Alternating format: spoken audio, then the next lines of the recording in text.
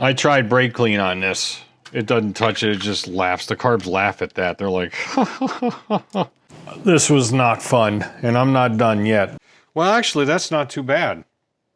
I'm kind of amazed, actually, after all that work and disassembly. All right, good news and bad news. The bad news is that this T over here between, let's see, that would be 3 and 4 is leaking.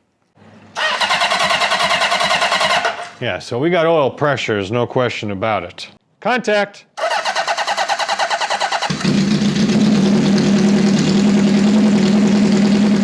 Oh, hey folks, welcome back. Part 2 of the big threesome in the big show between me, the KZ, and the CB.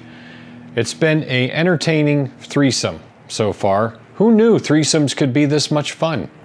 I read it somewhere, but you don't need to know about that. Anyway, we're gonna pick it up right where we left off in the last video with the last clips. I showed you a little teaser of the KZ running. We're gonna go right into the bikini carbs, show you some problems we had with those. Obviously, we overcame them because it runs, but we're gonna show you exactly how it runs.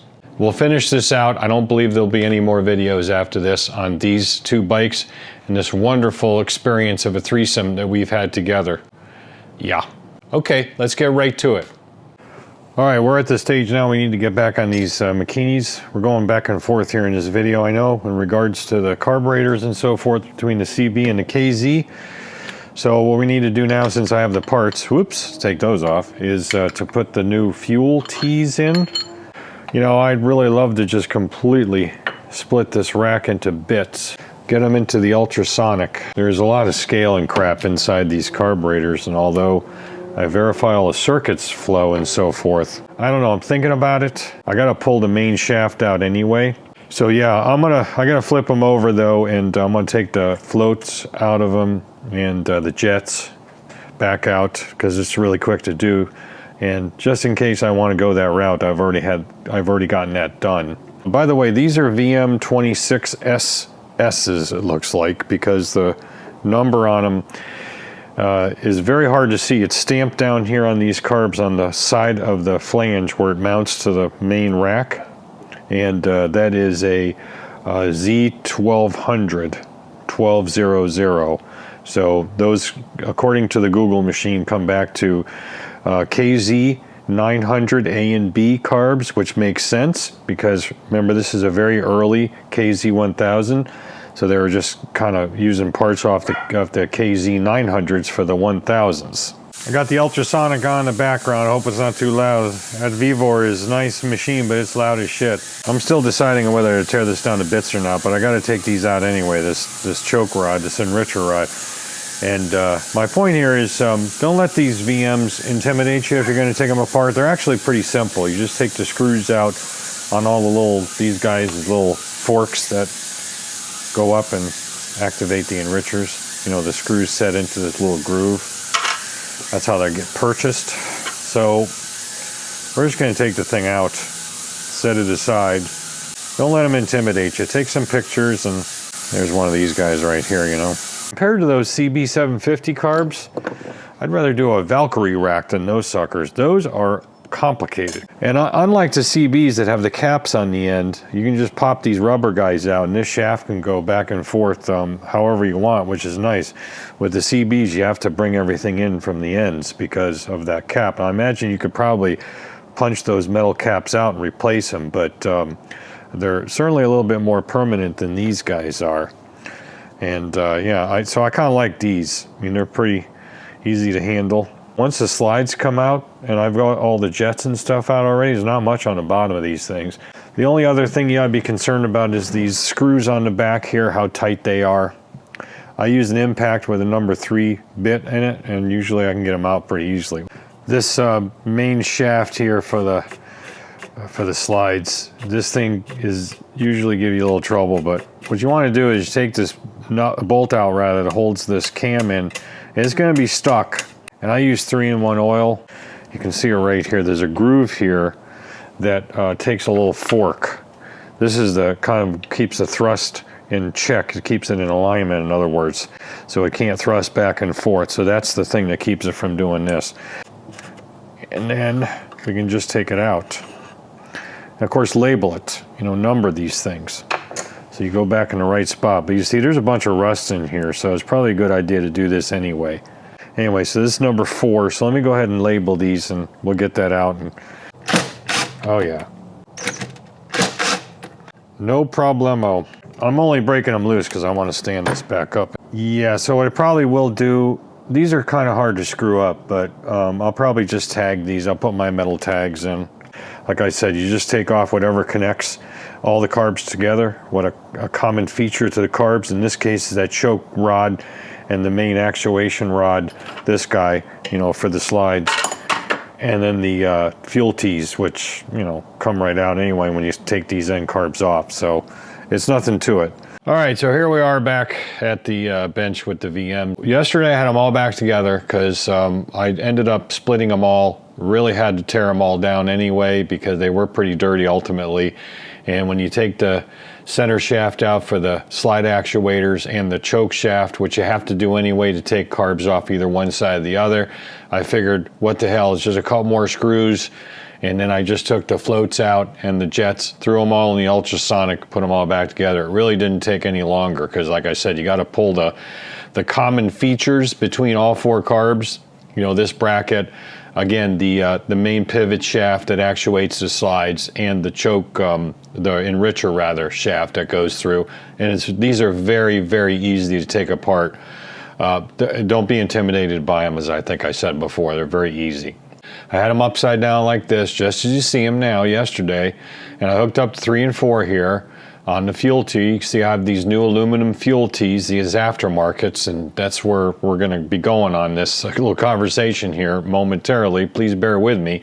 Now, on these metal float needles, you never get 100% patency as far as the thing will sit there for hours and hours. It's just not. It's not going to happen. They're not designed to restrain air. They're designed to restrain fluid, which obviously has similar but different properties. It shouldn't bleed down hardly at all. And like right now, that's definitely a pass. And that's sort of pretty much what it did yesterday. So then I switched over to 1 and 2, and this thing was really taking a nosedive pretty quick. And I'm like, what in the hell's going on? So I take my silicone spray, and I did it on this one before, and I didn't see any bubbles.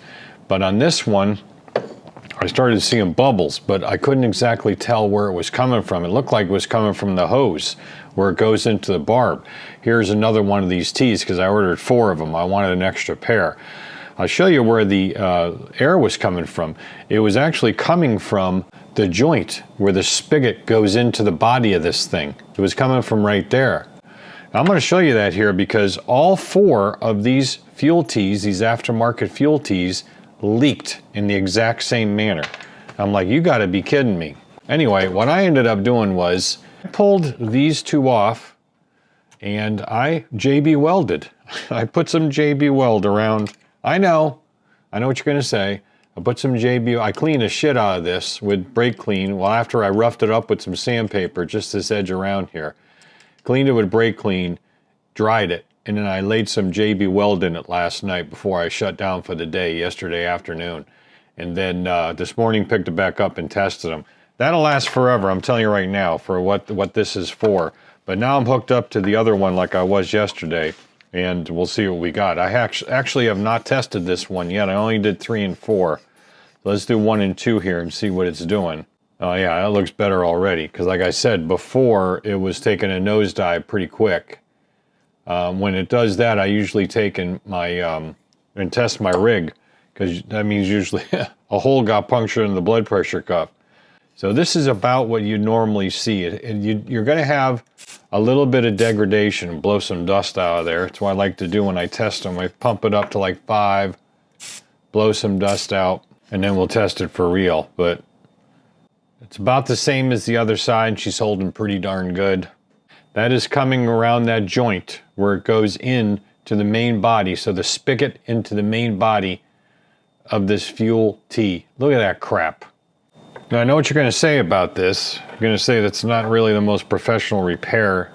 I have confidence that it's going to work on these because I do use a Loctite 640, which is kind of a sealer when I make them and press these in. If you look at my midweek machining video series, I made a number of these on there. excuse me. What I do is with the sealer on that is kind of similar to what we did here with the JB Weld. Then these are definitely holding, no problem. But here's the part that bothers me. A couple of months ago, month and a half ago, a viewer sent me a rack, not too dissimilar to this one, maybe exactly the same as this one, a rack of VM. Takes these kind of fuel tees, which he provided. The customer sent me these fuel tees, which are from Z1 Enterprises, by the way. I'm gonna shoot a little video clip of what you just saw and edit it out really quick in Premiere Pro, and I'm gonna attach that to an email, and I'm gonna complain about this. Let's see, fuel pipe, it's early. Fuel pipe T aluminum, KZ900 1000 Z1. The part number at Z1 Enterprises is 200-1019. They're like, let's see how much piece they are. They're $18.48 a piece. I think is that for, yeah, that's each. That's each. Each one of these is 18 bucks. So I ordered 4 of them. So you need 2 for these racks, obviously, as you saw. I mean, I certainly don't make them like this, and I don't know why it happened. But anyway, the story I was getting to was the gentleman that sent me a rack provided these, as I said, after I got them all done and pressure tested and bench tested and a service fuel level done. So I actually put fuel to them after I pressure tested them, got that all dialed in. I had no leaks, passed a pressure test, just so you see here, and no problem. And he reached out to me, I don't know, a week and a half, 2 weeks later via email, and he says, one of my fuel joints, fuel tees is leaking. And I thought to myself, well, now he's out of state. He shipped them in from another state, Ohio or some Indiana, I don't really remember. But he said, it's leaking. And I said, well, not a whole lot I can do about it. You can ship them back to me if you want, but I can't warranty a part that I didn't provide. He provided the part. So he said, okay, he'll deal with it. So, and I'm thinking to myself, what in the hell could have caused that? And I know I put these in right, and it passed a pressure test. Well, that's your answer right there. Defective part. And maybe it passed at that point when I had it, but after the engine started, he ran it. I think it was like a Suzuki GS 1000. And so after it ran, got a little vibration, a little vibratory action going on. That's the highest probability of what happened, is that fuel tee failed. So what I'm gonna do is I'm gonna order some OEM ones. I mentioned that earlier, but they're wicked expensive. Like 2 of them would be over almost 90 bucks. I'm gonna order them in anyway and put them in the parts drawer here. So if this comes back to me in the future, I'm just gonna take them out and I'm gonna put those in. I don't think it's gonna. These VM carbs are easy to take apart and put back together. I could have that done in like an hour when there's no cleaning involved. So I just wanted to go over that, tell you what happened, but very disappointing. But anyway, let's carry on and move forward.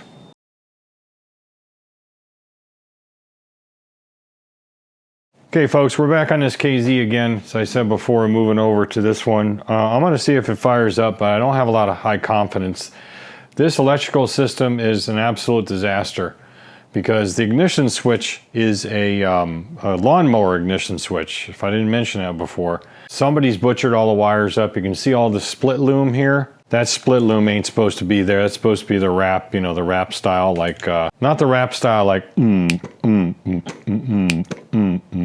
that sort of thing. But you know what I mean. And so I need to tear into this, but I'm gonna have to call a customer first because see what he wants to do, because these points are shot, the coils are shot.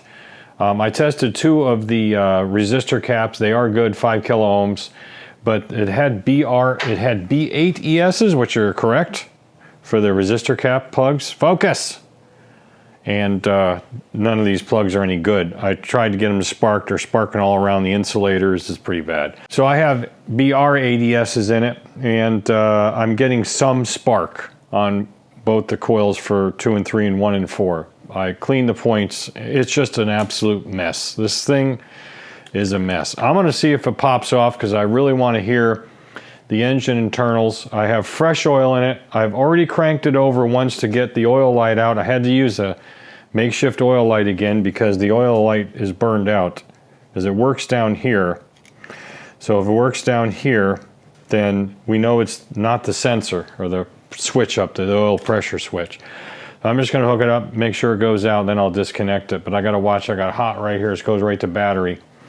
But anyway, that's what we're going to do. So I'm going to have to go on the other side and work on the other side of it because that's where the power is. I'm going to go direct to the coils. The ignition system is so screwed up, or electrical system rather. There's cut wires, it's a big mess. So I metered the coils and huge voltage drop. So I'm just going to go direct to them, battery. That's the only way I can get any spark out of it at all. I don't need the ignition on, so we'll just try. I guess I'm going to have to move over. Dang it.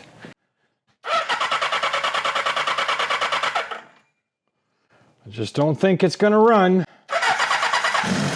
Oh, wait a minute.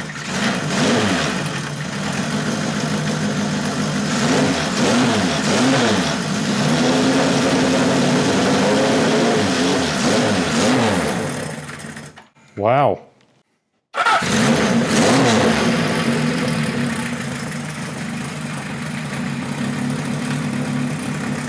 I didn't think it was going to run.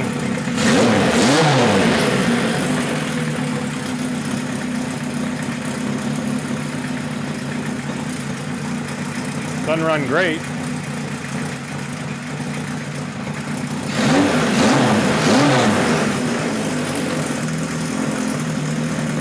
Oh, by the way, the choke is off. Richer. Now it is.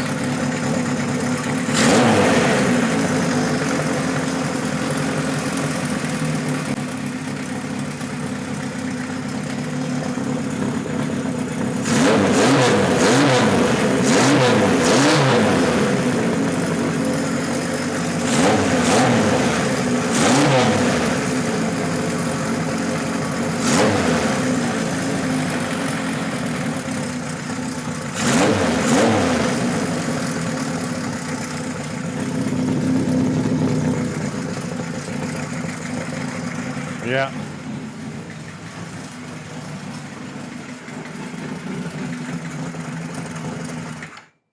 She is smoking like a freight train. Let me tell you what, she is smoking bad.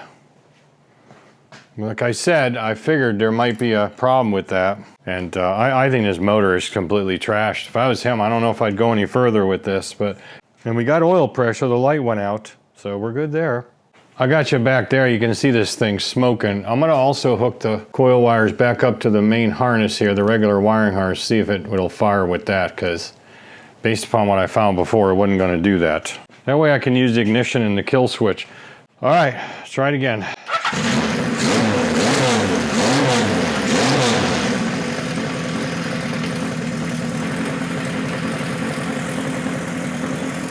Not bad.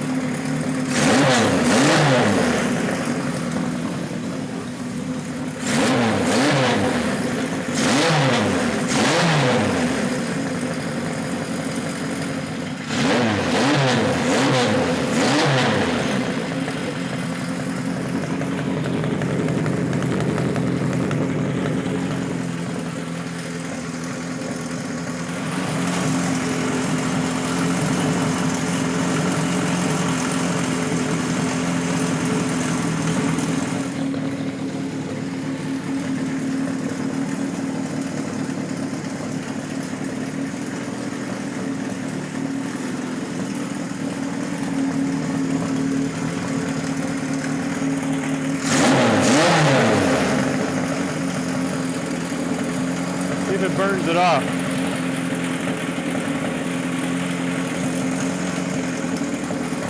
Okay, the kill switch works.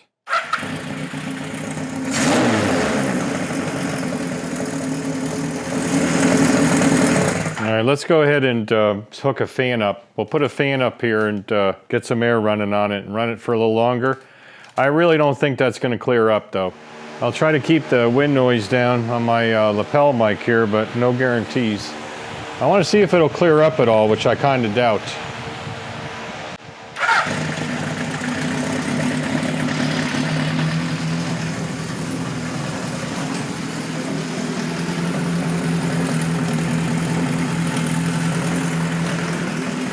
It's running, but not great.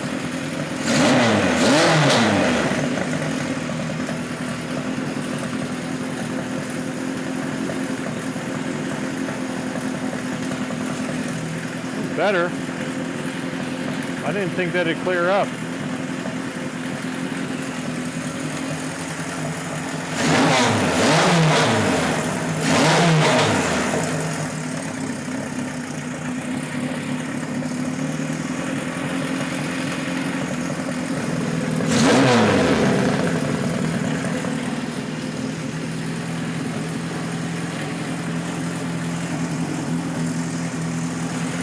don't think I need that anymore.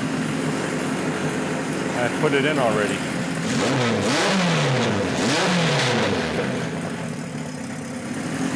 Well, I'll tell you what, I'm surprised. Doesn't seem to be smoking hardly at all now, so who knows? Maybe the rings are a little stuck, the oil control rings were a little stuck, and running a little bit, they opened back up, because supposedly it hadn't run in, what, 10 years? But yeah, it seems to be a lot better. That's pretty cool. I'm going to let it cool down for a little bit with the fan on, and then we'll come back and run it a little bit more. Meanwhile, I'm going to get this cleaned up a little better. All right, let's try her again.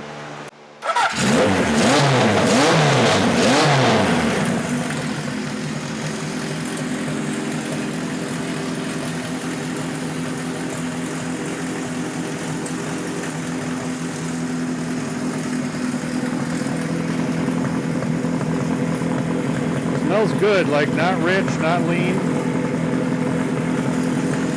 I tell you what, color me surprised, because I didn't think that this would even fire up, let alone clear up. Son of a gun.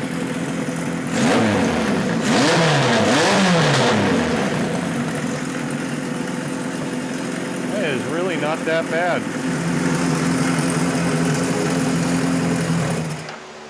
Well, son of a gun.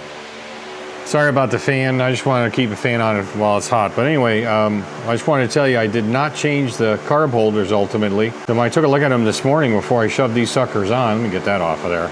Like, these things look almost brand new. I mean, they're very pliable. They look new. So somebody's been in here trying to get this thing to run, and I figured that from some of the findings on the carbs. Then my recommendation is we shotgun the coils and the points and condenser.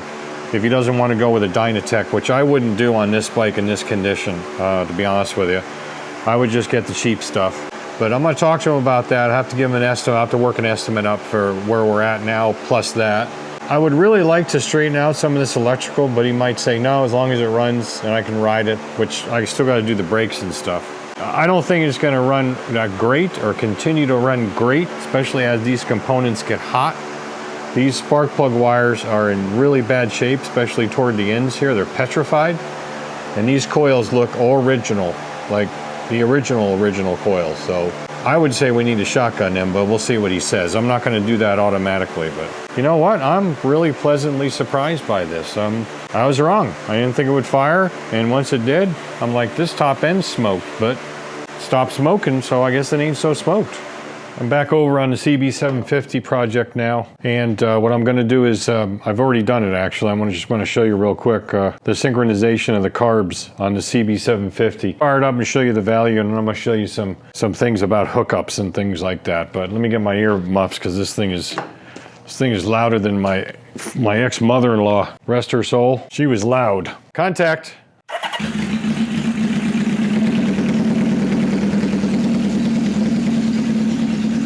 Three's a little up.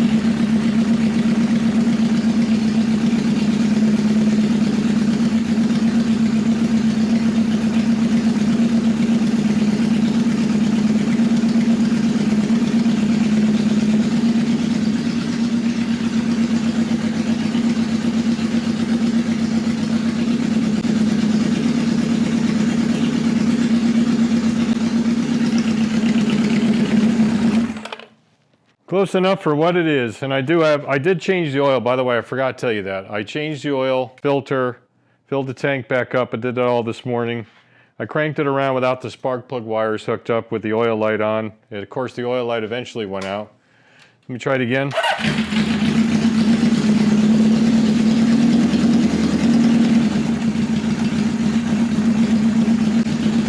Pretty good. Close enough.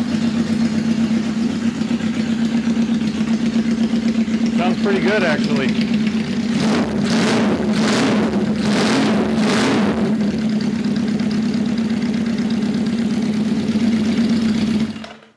I think she's about done, except for the front brake. I'm still waiting for the caliper kit. I had to get brake parts from 3 different places because I couldn't get it all in one place.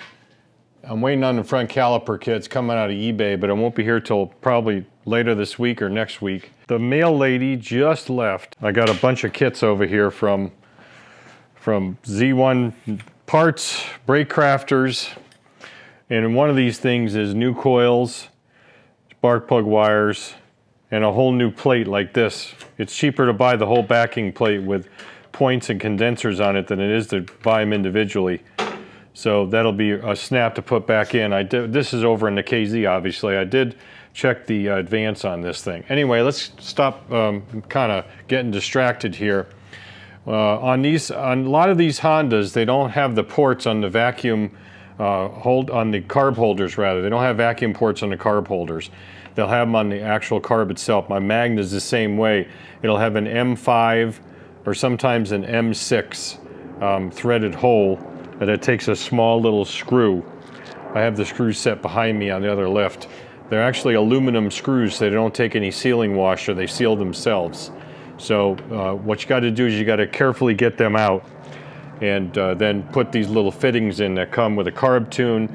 Pretty much every carburetor synchronizer out there that you buy comes with these little fittings. I have a whole set of them that are long too, that are both M5 and M6.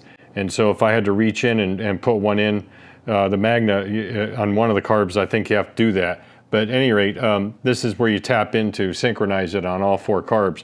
And remember, number 2 is the base carb. That's why I don't have the cover off on the top of it, because I only have to adjust 1, 3, and 4, which I've already done now. So just to let you know that the differences are, again, from the KZ, Kawasaki's and stuff that have the vacuum port on the carb holder versus these guys where they're into the carb itself, all right? So I'm gonna get this all disassembled, or not disassembled, but taken apart as far as my setup goes. Then we're gonna turn around, and I'm not sure what we're gonna do. We might actually get the fuel tank on this because it's ready to go on, and then get it to the point where it's pretty well buttoned up. And then all I have to do is, I gotta do the master cylinder, but I got that kit over there, but I'm waiting on the caliper kit. These adjusters are exactly like other ones on some VMs where you have the lock nut and the thread. It's essentially a stem and nut setup. So you just loosen the lock nut, adjust that, and it either drops or raises the slide in relationship to the arm here. So, you know, it's pretty simple stuff. The KZ is a little bit different on these older carbs. I'll show you that when we get to it, because you have to do 2 steps to actually adjust them on each one. And there is no base carb, so we're gonna set them all up individually, just get them all dialed in. But whenever you break a rack down like this, it's really a good idea to, that's almost imperative to go ahead and synchronize them. Now, as far as these go, I'll show you what I use for these. To reach in, do a classic reach around. I'll show you in this outside one, it's just easier to see. But if we take off the little plug, a little 5mm job. This tool's out of my dad's old stuff. I remember this from years and years ago. You pull it back and cock it, and it brings the slot in alignment with each other. There's 2 slots in here. So there's an inner and an outer slot, and it's spring loaded, and all you do is you put your screw up on it and give it a push, and then it holds up on the end of the screw. Then you go ahead and just put your screw in. Don't get too screwy about it, of course, but you know, just put your screw in, and then when you get done, you just kind of push it and it pops off, or pull it, one of the two, I don't really remember. It comes off nevertheless, so it just comes right off. And you can do the inside one, which is a lot more difficult to get at, but you get the idea. Back over on the KZ now, where I'm installing brand new coils aftermarket, and I'm gonna put in a new plate. I think I mentioned that in an earlier clip. Here it is. Comes with your points, condensers, and everything on it. It's cheaper than trying to do it piecemeal. So I got all these parts from Z1 Parts, which says that they don't use Chinesium parts. So don't know where they make these, but hopefully they'll be better than Chinesium parts. So this is you know, your backing plate. We'll have to do a static time on it. I'll do that off camera, but I didn't get, well, actually they go that way. So you have the same color wires. You got the green and the black. And on this setup, the green is going to be on the right side, which is your 2 and 3 coils. And the right side on these is always 2 and 3, and the left side 1 and 4. I already have this set up. I mean, you can run the wires wherever you want, the high tension wires, spark plug wires, but I took them off this way, and that's why I'm putting them on this way. So this guy will be for 2 and 3, and the other one coming across is for 1 and 4. So what I'm going to do is off camera, I'm going to get this done. There's really no way to film this because, I mean, I could, but you know, it's not much to it. What was complicated and had a lot to it was I diagnosed and fixed some of the wiring problems. And I mentioned it had a lawnmower ignition switch. So what they did was they took the plug, OEM plug, which on this is a 6-pin, more on that in a minute, and the other side of that 6-pin was melted. That's right here. This is the harness side, of course. So what I did was I took this out and I had another ignition switch, but it was from a 900, which is only a 4-terminal. The only difference between these two is how the accessory side works because of the hazard flasher setup. Well, not even that, but the extra 2 terminals are on there for both purposes. You got the main terminal power that comes off from your white wire coming up, and then you get the brown going out to the bike. But it also bifurcates out internally on a stock KZ1000 6-pin switch, that 6-wire, where it powers that circuit for hazards and also taillight when you put it in the park position. Well, being it's only a 4-wire ignition switch, I just jumped over the wires that go from the park to the regular tail, which is the only thing that this thing was missing because the hazard doesn't work anyway. You know, if he wants that hooked up in the future and says, hey, I'd like to have all the lights working and I still haven't gotten all the signals working yet, and get all this stuff more normal as far as its normal function for a 1000, I can always replace the ignition switch because I didn't do anything to the OEM harness except put a different plug on it. And that matches the 4-pin. I can easily pin out a 6-pin. I actually have the 6-pin plugs, but I don't have a 6-pin side of the switch, so what's the point? So if I need to do that in the future, if he wants to do it, that's fine. I get the feeling that he's not going to really care. So we're going to go ahead and just go with it as it is. And what this did was, since I had cleaned the switch by taking it apart, I don't know, a couple months ago, now I've got 12.9 something volts to the yellow with a red that powers the coils. Now the other interesting thing is, what I found underneath there is a ballast resistor. And I'm not sure why this is even here, because I looked on the wiring diagrams for both a 900, KZ900, and a 1000, and I have the factory service manual for the 1000. I think I have a 900 too. There's no ballast resistor in circuit, no nothing. So these are aftermarket coils. I doubt that they're designed to utilize this, so we're just going to go straight, just like the wiring diagram says. These points are a real pain in my ass. Let me tell you what, they are not as good as I expected them to be from Z1 Parts. Tell you briefly what happened. What ended up happening was, when I static time these things, I take my meter, you hook it up to one of the 2 wires. The black one is for 1 and 4, the green is 2 and 3. So the left set of points, the right set of points. And then you hook it up down here to ground, and when these 2 make contact, you will have it be going to ground. Make sure it's disconnected up here to the bike, and then you can go over to the F mark, make your adjustments, and make sure that the points are just opening at the F mark. So I did that, no problem, on 1 and 4 here. Move over to 2 and 3, and I hook up to the green wire up here, check down here, and I've got no continuity to any part of this. So when I take the meter and touch that, like if I do this, I should have continuity, and I didn't have any. But when I touched down at the wire, I did. So there's something in problem between here and here. Touch along here. Occasionally I get some contact. I look at the meter and I had a fairly high resistance, so it wasn't infinity. It wasn't a direct connection, in other words. So I'm like, what the hell's going on? So I ended up just loosening it. I took the point off, loosened this little bolt up, which is real fiddly, and took this spring strap out, just sanded the end of it, put it back in, and it corrected it. So I'm not real happy with that at all. That should not be the case. They should have tested these before they left, whoever made them for them. So I will let them know about it. But this one was fine. If I have any problem, I'll duplicate the solution rather over here. So right now I've got it static timed. And again, you just bring it around 1 and 4 and 2 and 3 to the F mark, and when they just open, you're good.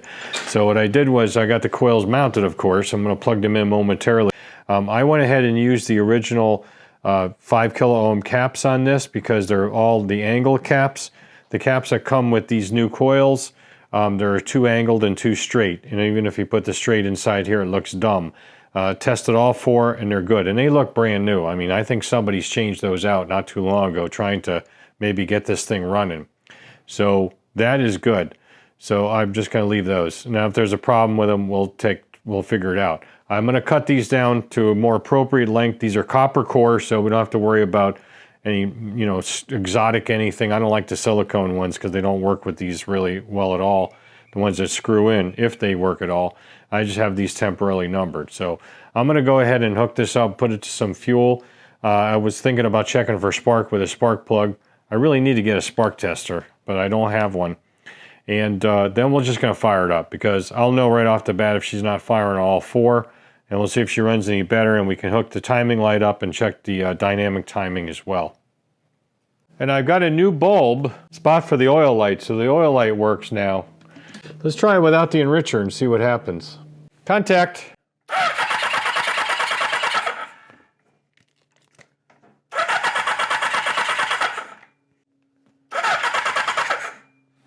Okay.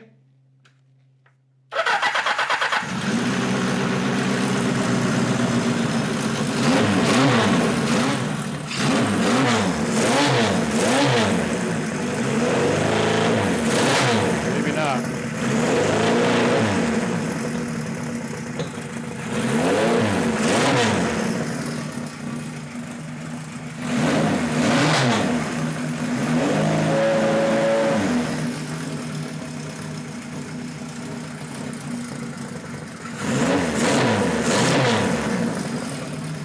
Nope, we're not running all four. I can tell. One's kicking in and out, so I'm gonna have to figure out what's going on.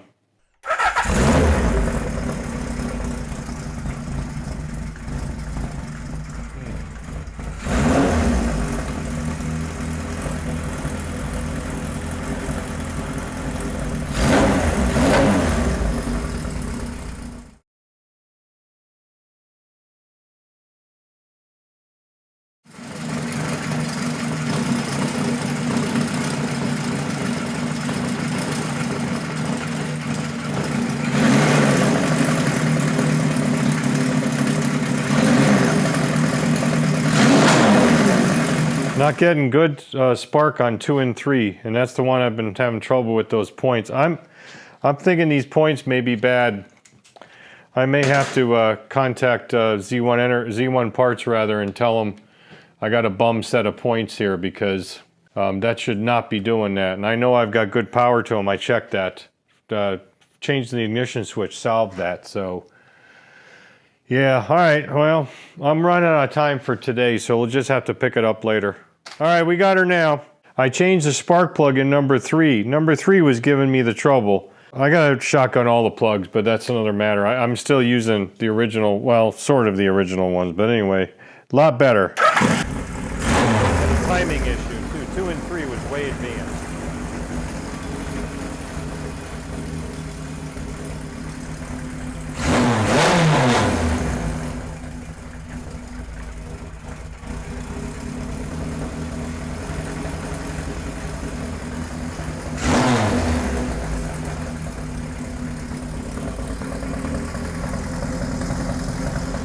Some air screw work.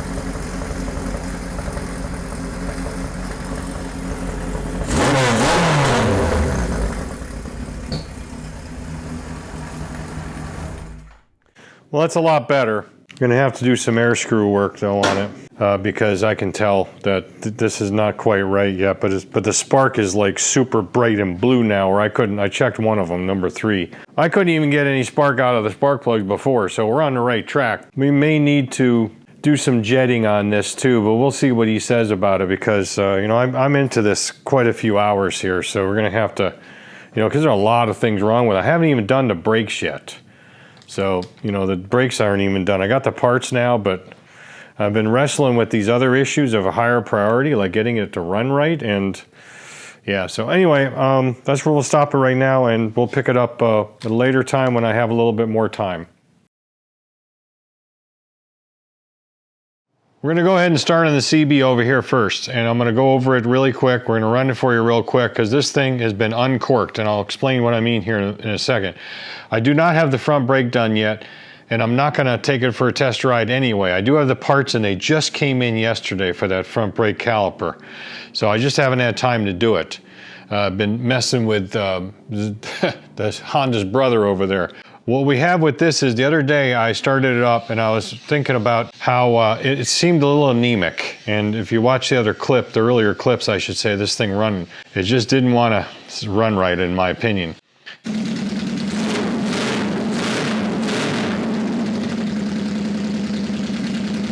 And so what I ended up doing was I ended up giving it a really quick wallop on the throttle and it just died.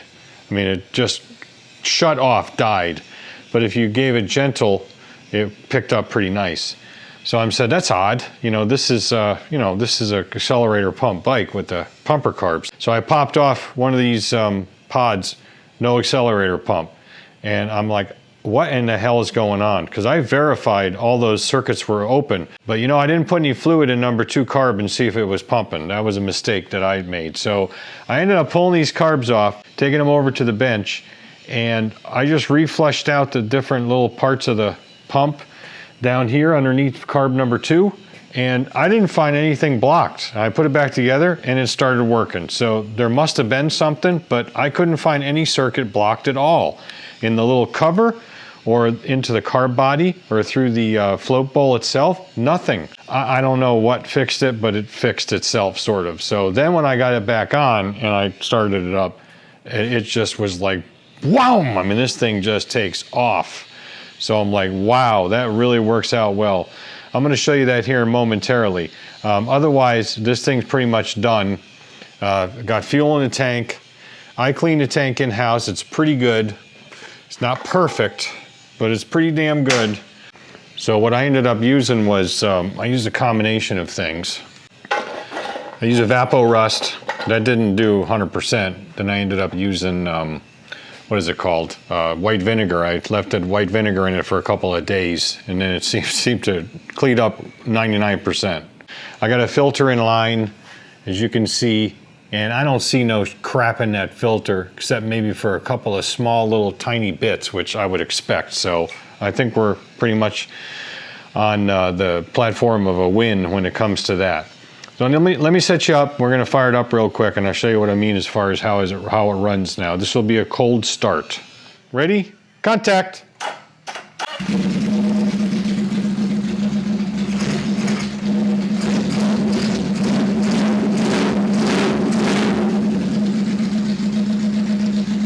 It's a cold start.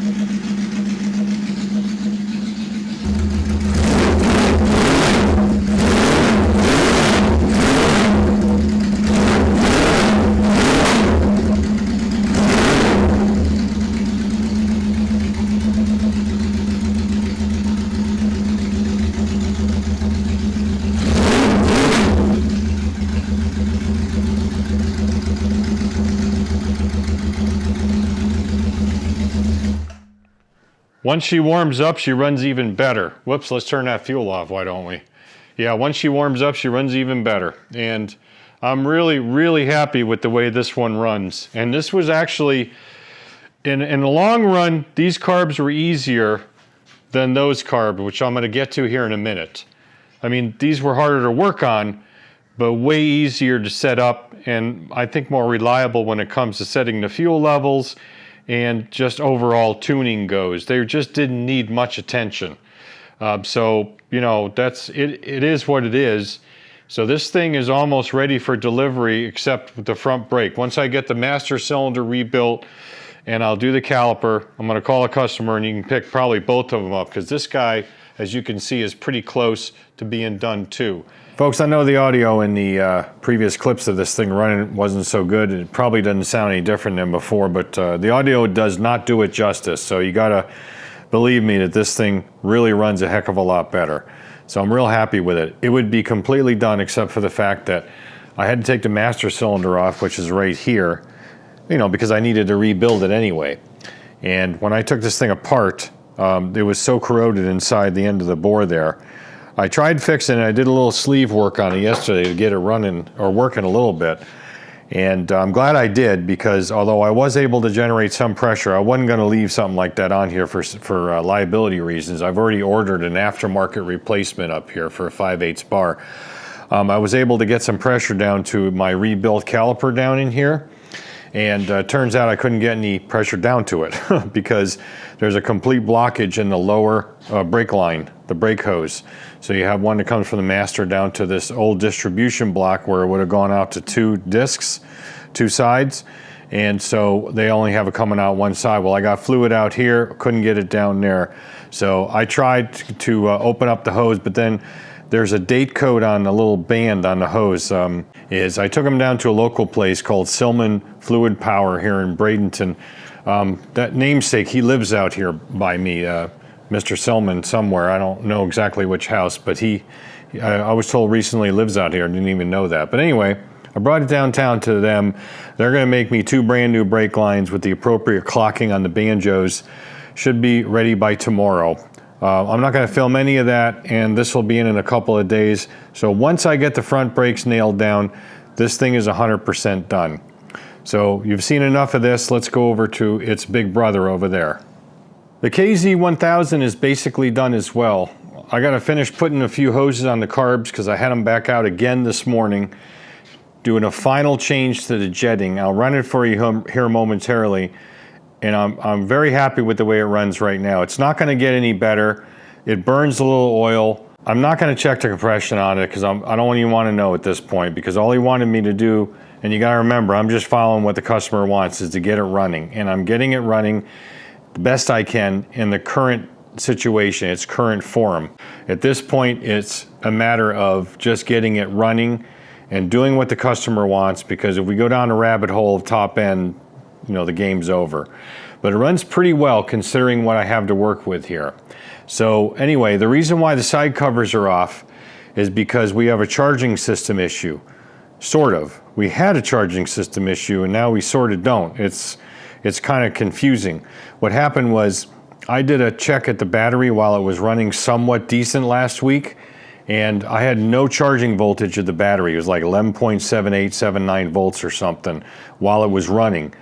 And so I pulled off the stator plug right here and the 3 stator wires, unlike others that are all 3 yellow. You got a pink, a blue, and a yellow. I went between the legs and I had like 0.8 ohms, which is, it's a little out. I think it's 0.4 to 0.6 is what they want for a stator or a dynamo, whatever you want to call it. Anyway, what I did with that was I took it and checked it for AC voltage output, and I don't remember what it was, but it wasn't much. And then I checked it before I tested it for AC voltage. I checked each one of these legs to ground, and I was getting a ground reference, which you can't ever have. So I said, stator's bad. Customer approved replacing it. I actually ordered 2 of them from Rick's Motorsports Electrics, and I ordered a voltage regulator that these older KZs take, because every now and then I run into one that's bad. Not this one necessarily, but I want one in stock. So I went ahead and did all that. Haven't got a shipping notice yet, but sometimes I don't get one. I don't know if it's coming or not, but I'm sure it'll be here soon. I'm pretty sure we're going to shotgun the stator. The reason why I say pretty sure is because right now it's charging, which is really weird. It was most definitely not charging before. I've been around the block a few times with motorcycle charging systems. I kind of know what I'm doing with these older ones, so I know I didn't test it incorrectly. It's working now, and I could have sworn I smelt a little smidge of some electrical smell after I got it running initially.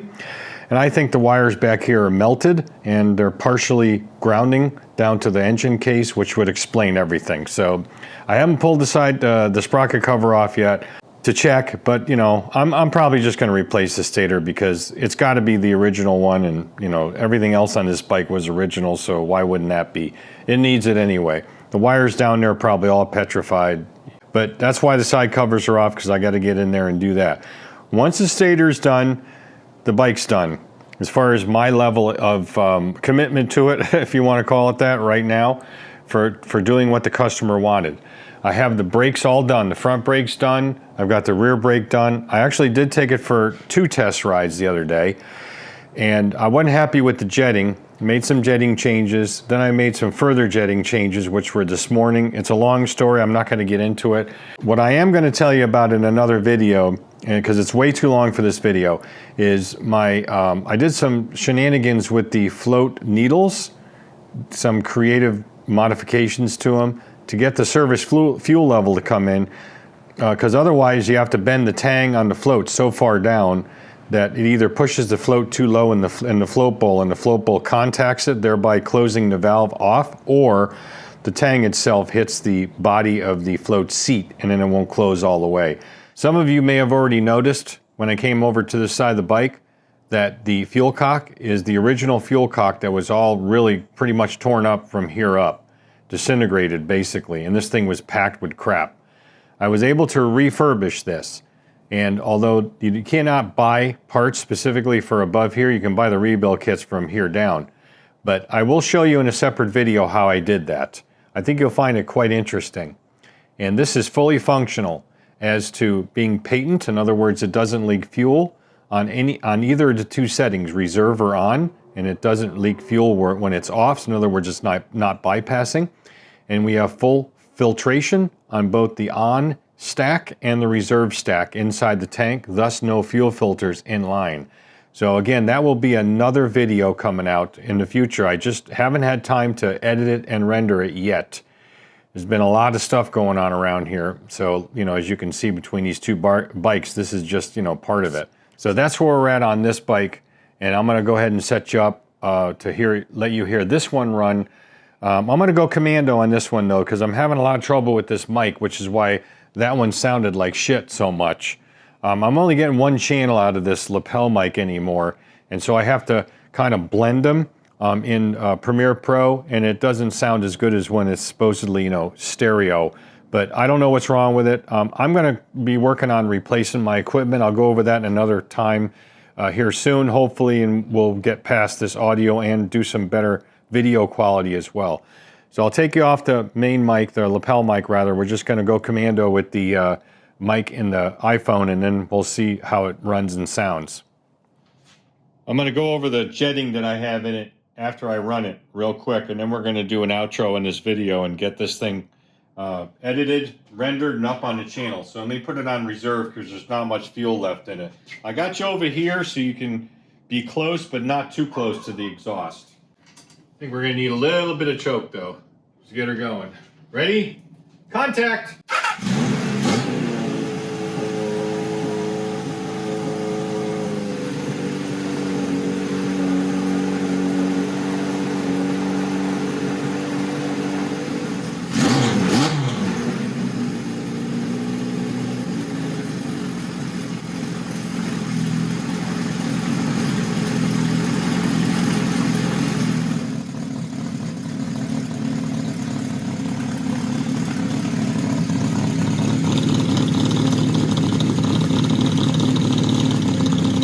Smells good, you know, it doesn't smell rich, doesn't smell oily. Well, this thing is burning oil, there's no question.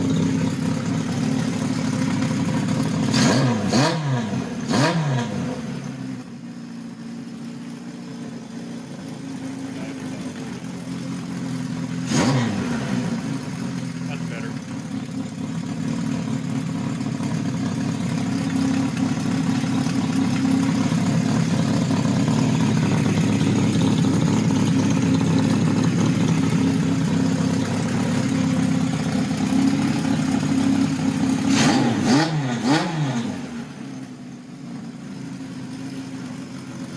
I need to play with the air screws a little bit more.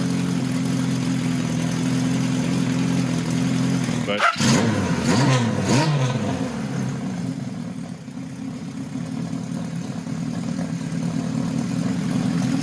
not bad.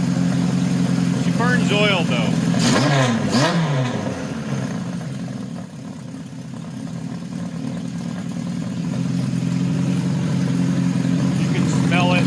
Starts smoking after a while.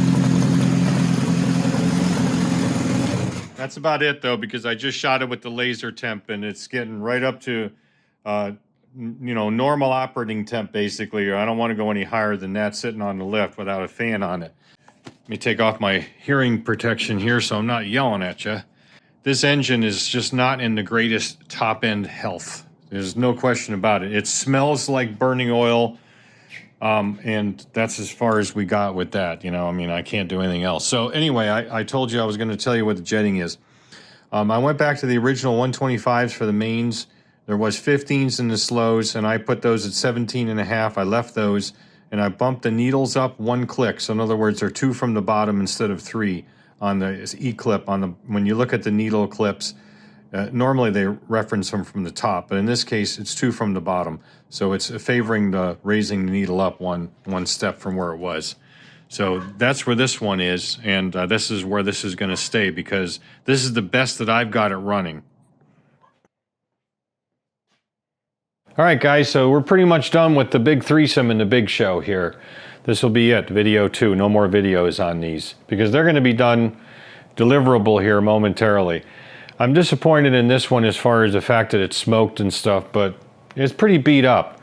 And if you take a good look at the tires, I think it kind of explains why.